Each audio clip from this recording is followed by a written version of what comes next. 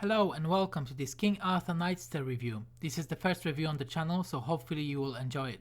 I've been playing this game exclusively for the past 2 weeks, so here are my thoughts about King Arthur Knight's Tale.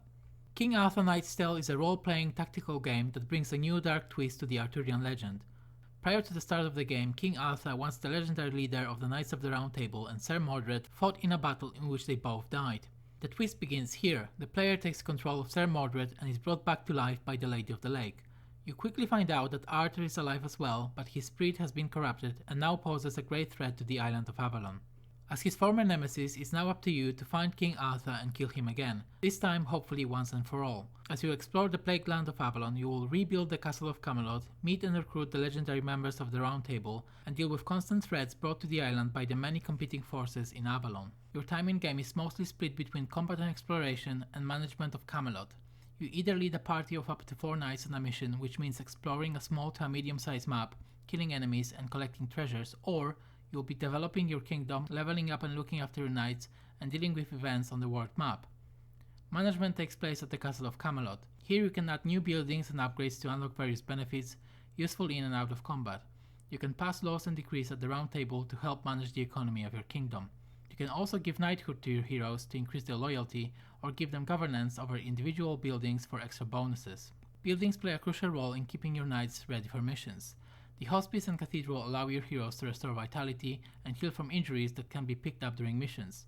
Injuries and vitality damage are permanent and can significantly weaken your heroes or even lead to their death, so it's important to keep your knights in good shape. Knights who are being treated won't be available for usually 1 to 3 missions depending on how bad their injuries were or if you're willing to pay extra to speed up their treatment. Therefore, managing your roster is very important, as you will always want at least 4 knights to be at full health and free of injuries. Thankfully, the game features a plethora of recruitable characters and you can have up to 12 active knights ready for adventure. The training ground is another important building. Throughout the game, not all of your heroes will be able to equally participate in missions. Heroes who are left behind can be trained at the training ground, allowing them to gain experience and level up even when they are not in your active party. This way you can keep your knights from falling behind in levels as you recruit new heroes. The game encourages you to rotate your active party and try different heroes, classes and compositions. If one hero is left behind for too long and doesn't train, the level gap becomes too big and that hero will stand no chance against higher level enemies in the later stages of the game. This makes sense and makes the game a bit more realistic, but from a quality of life point of view, it's not a great solution, as sometimes you'll find it difficult to simply dust off a hero that you haven't used for a while. If you find your heroes in need of new gear or potions, the merchant offers both equipment and consumables. You can also sell your unwanted items here in exchange for gold. The Enchanted Tower is another building where you can buy items. Here you can get relics, the most powerful items in the game, which can provide a significant boost to stats and have unique abilities like teleportation on the battlefield, or the ability to summon friendly units to fight on your side. Finally, there is the crypt. Heroes who died are buried here. As mentioned before, death is permanent, so make sure your knights are well equipped and healthy before you take them to face the dangers lurking in Avalon. You might have an opportunity to resurrect a fallen hero, but this is rare, so prepare for your heroes to be gone forever, especially at higher difficulties. Overall, the management of Camelot is pretty straightforward, although most of the time you will be short on resources, so you'll have to prioritize between different buildings and upgrades. This is good, as each building offers something different, so the player has to find a good balance when choosing between different benefits that each building offers. Once you're done with managing your kingdom, it's time to look at the world map to pick your next mission. There are a few types of missions in the game. There is the main quest, which gets you closer to solving the mystery of what happened to King Arthur. There are also side missions, during which you will usually meet and help new heroes and offer them to join the Round Table. Some of your choices made during the game will also unlock bonus missions. The game also features events. These are short stories describing affairs and troubles happening on the island, which will require your response. You might choose not to get involved, but helping druids deal with vengeful spirits or saving some locals from pigs usually comes with reward, although sorting these problems will often require sending a knight in your name, making that hero unavailable for at least one mission. Some events will present you with a choice between the old faith and Christianity, and between being rightful and a tyrant. Which brings us to the next topic, the morality chart. Avalon is split between those in favor of paganism and those who prefer Christianity, the new faith brought by the Roman Empire. On top of that, you can decide if you want Mordred to have a change of heart and become a rightful leader, or if you want him to be a ruthless tyrant. Each time you make a decision in one direction, your alignment on the morality chart shifts to one of the 4 sides. The more decisions you take in the same direction, the stronger the alignment becomes, and unlocks bonuses and new missions that allow you to recruit heroes connected to that alignment. For example, a rightful leader will be able to recruit Sir Lancelot, while the Black Knight will only offer his services to a tyrant. In total, there are 12 extra heroes that you can unlock using the morality chart. This system encourages replayability, as you won't be able to recruit all available heroes in one playthrough. However, this means that once you've made your decision on which direction to take, you're better off staying on that path for the rest of the game if you want to unlock the best bonuses and heroes available to that side of the chart. Taking too many decisions in opposite directions will keep your alignment in the center and significantly limit the bonuses and heroes you can access. In my opinion, this is not a great design, as it takes away some of the role-playing elements from the game. Let's move on to heroes and classes. Throughout your journey, you will meet heroes from the Arthurian tales, including the likes of Sir Lancelot, Sir Kay, and more. Most of them will be keen to join you on your quest. You'll usually have to complete a mission to recruit a hero.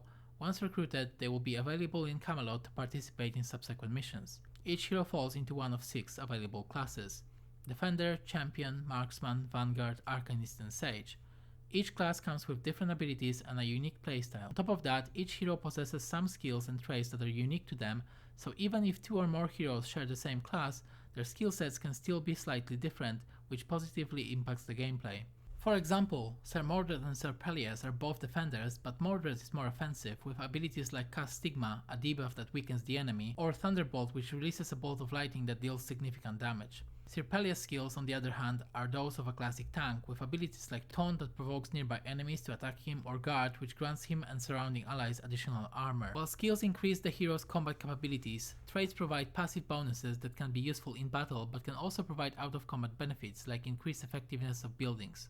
They include bonuses like extra loyalty, which increases damage, or more gold or experience gained after missions. Traits can also be negative. Some heroes require more time to heal from injuries, others receive no loyalty bonuses from titles, or start with negative loyalty, which decreases their damage. Like in any RPG game, heroes comes with stats. The most important stats for each hero are vitality, hit points, armor, and action points. The game is unique in that it splits your hero's health bar into 2.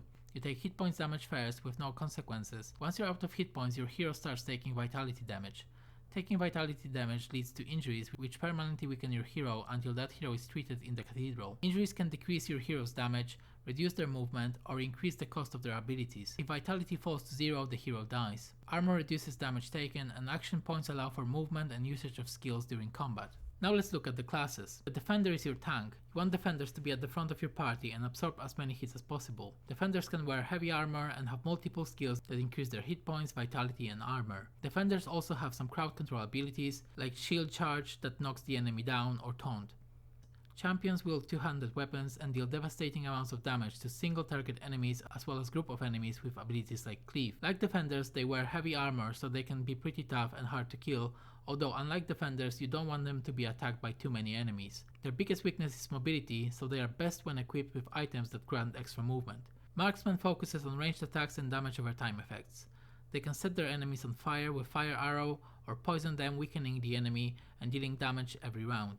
Marksmen wear light armor, so they are squishy, and although they usually have the tools needed to disengage from hand-to-hand combat, it's important to keep them away and far from enemies. Vanguards are assassins that excel at approaching the target from behind, with abilities that grant them stealth or simply by jumping behind the enemy's back.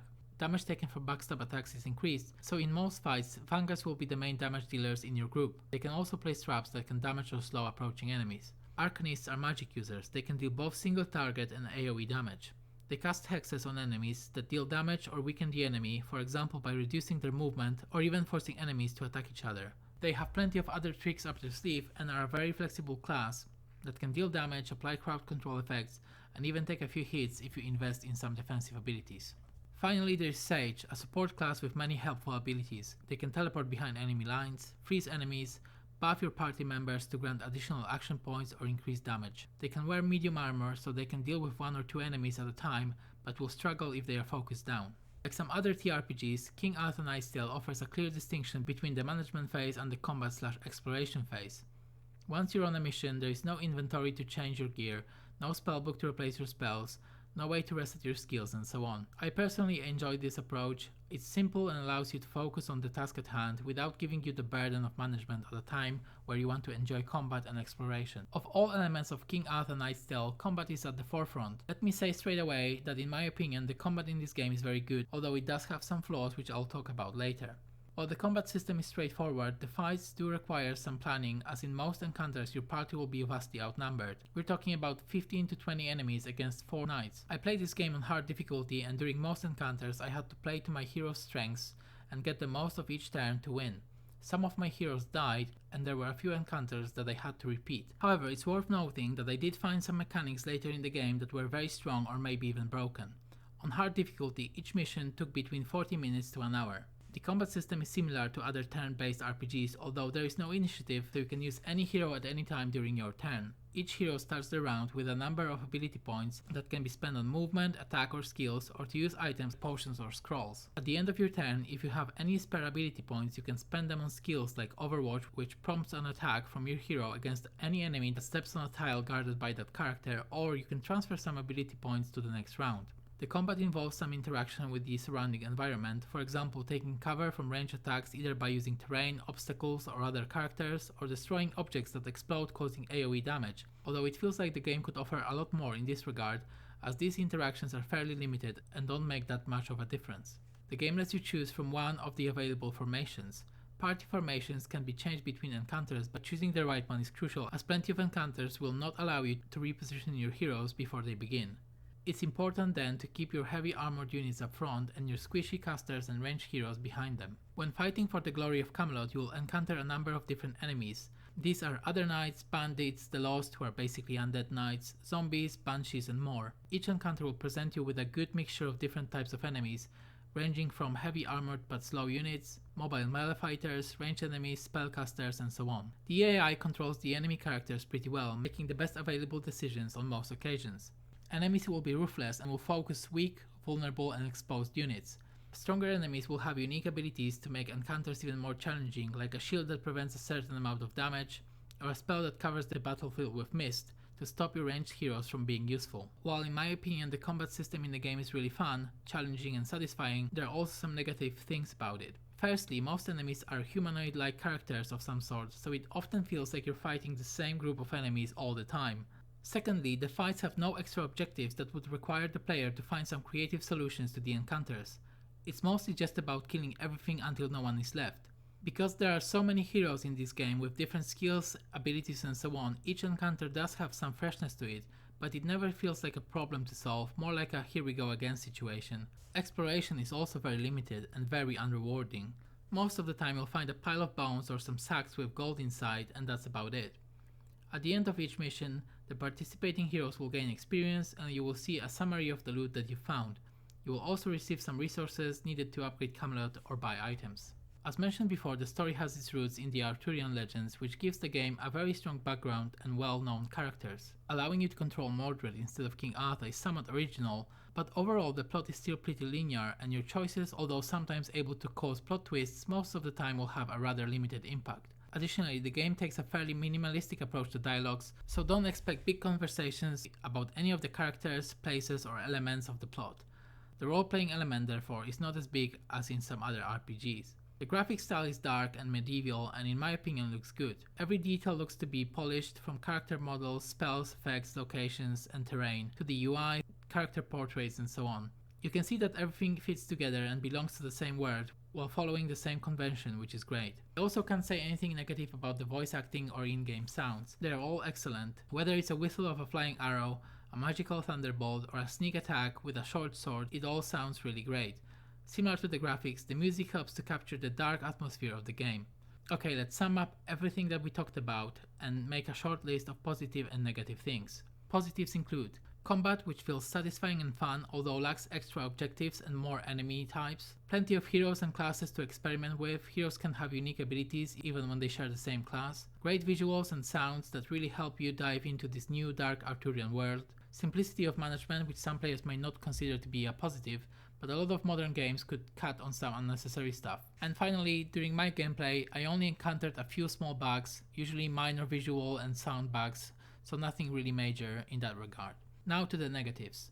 A very minimalistic approach to the story and dialogues. Sometimes in conversations, different choices can lead to the same outcomes. Repetitiveness of fights that can get really bad from mid to late game. Fights lack depth and extra goals. Instead, they are just about killing everything in your sight. Overall, despite its flaws, I still consider King Arthur Knight's Tale to be a very good game and I can definitely recommend it to anyone who's a fan of strategy and RPG games. Sometimes you'll have to take a break from the game because of its repetitiveness, but overall this game is very easy to come back to and continue where you left off. Overall, playing this game was a very positive experience. Alrighty, this was my review of King Arthur Knight's Tale. Thank you for watching, and I'll see you next time.